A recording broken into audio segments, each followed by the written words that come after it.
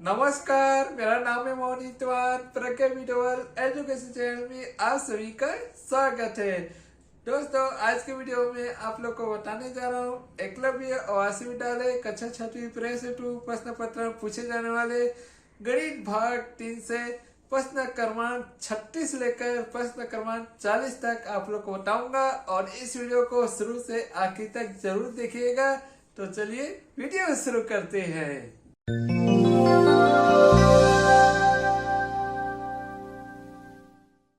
नमस्कार, आज के वीडियो में आप सभी का स्वागत है।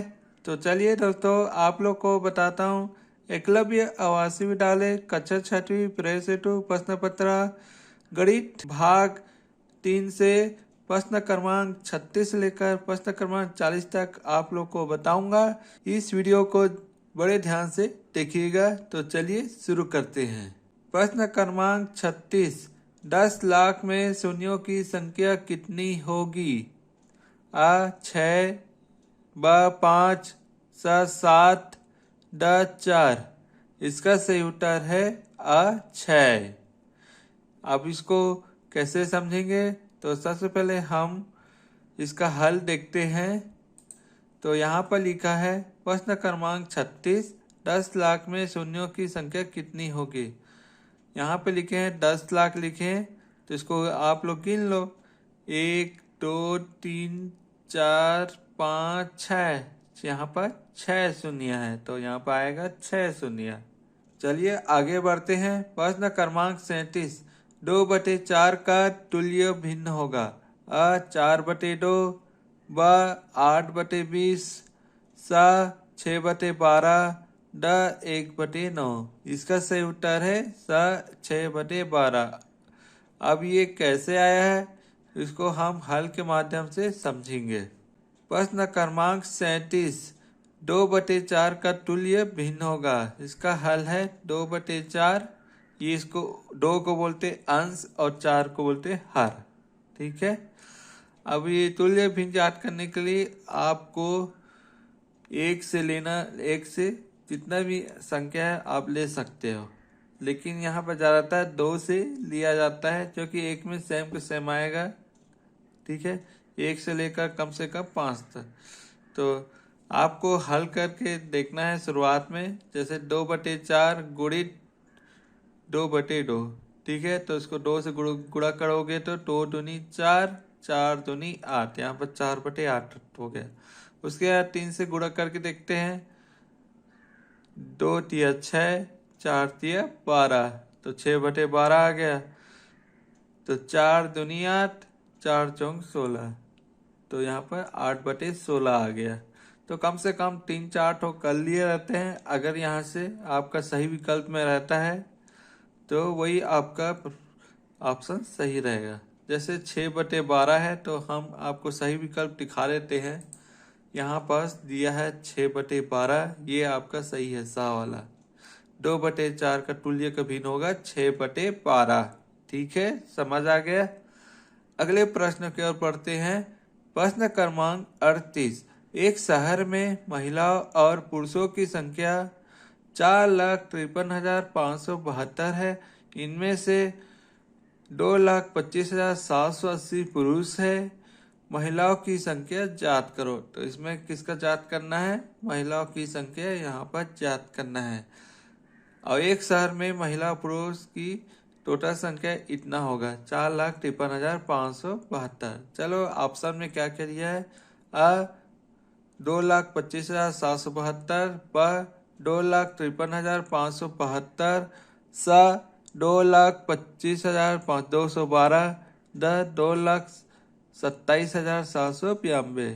तो ट वाला सही है। तो अब ये कैसे आया है, तो चलिए हम हल के माध्यम से समझते हैं। प्रश्न क्रमांक 38, तो मैं सीधा हल में आ जाता हूँ। पुरुष की संख्या है 2,25,780 और महिला की संख्या अपने को ज्ञात करना है। तो हम क्या करेंगे, महिला और पुरुष की जो संख्या है उसको पुरुष की संख्या से घटा देंगे। तो घटाने के बाद आपका महिलाओं की संख्या निकल जाएगा, जिसमें हमने हल में ऐसा किया है। ये है आपका महिला और पुरुष की संख्या है। जो कि सबसे बड़ा है इसको सबसे पहले रखते हैं और जो छोटा संख्या है उसको बाद में रखते हैं। ठीक है, ये घटाने का ये तरीका है। 53,572 को 2,25,780 से घटाने से आपका उत्तर आता है 2,27,792। यही आपका सही उत्तर है। ठीक है, यही ऑप्शन इसमें दिया हुआ है, यहाँ पर दिया है 2,37,792। ठीक है, अगला प्रश्न की ओर बढ़ते हैं। प्रश्न क्रमांक 39। जिस त्रिभुज की तीनों भुजाओं अलग अलग हो उसे कहते हैं अ समकोण, ब समबाहु त्रिभुज, स विषमबाहु त्रिभुज, द कोई नहीं। इसका सही उत्तर है स विषमबाहु त्रिभुज, जो कि तीनों भुजाओं की साइज अलग अलग है तो इसलिए विषमबाहु त्रिभुज आएगा। चलिए हम इसका हल के माध्यम से समझते हैं। यहाँ पास 3 त्रिभुज दिया है और अलग अलग नाम है, किसको समकोण बोलते हैं, किसको समबाहु त्रिभुज बोलते हैं, किसको समबाहु, इसको जानेंगे। प्रश्न क्रमांक 39। जिस त्रिभुज की तीनों भुजाओं का अलग अलग हो उसे क्या कहते हैं। जैसे इस टाइप का दिखेगा, ये आपका समकोण है जहाँ पर 90 अंश होता है। समबाहु त्रिभुज मतलब अलग अलग समान रूप से जिसकी साइज एक ही हो उसको समबाहु त्रिभुज कहते हैं। यहाँ कम से कम 3 सेंटीमीटर का होना चाहिए, यहाँ पर 3 होना चाहिए, यहाँ होना चाहिए, और कोण भी समान होना चाहिए, तो हम समबाहु त्रिभुज कहेंगे। विषमबाहु त्रिभुज जैसे अलग अलग अंश भी आया है और साथ में इसकी लंबाई भी अलग अलग होना चाहिए, तब हम विषमबाहु त्रिभुज मानेंगे। ठीक है, आप लोग को समझ आ गया। चलिए अगले प्रश्न की ओर आगे बढ़ते हैं। प्रश्न क्रमांक 40। 10 के नीचे की सभी सम संख्याओं का औसत होगा अ 3, ब 4, स 5, ड 6। इसका सही उत्तर है 5।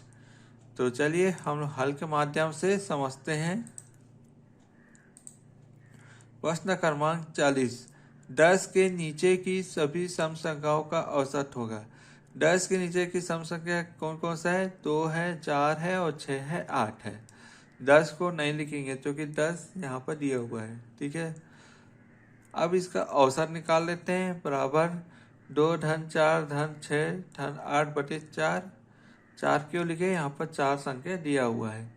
अब 4 से इसको भाग दे देते हैं, जिसको जोड़े हैं, जैसे 20/4, 4 4 पंचे 20, आपको उत्तर 5 आ गया। ठीक है, सही विकल्प में आपका 5 दिया है, वाला सही है।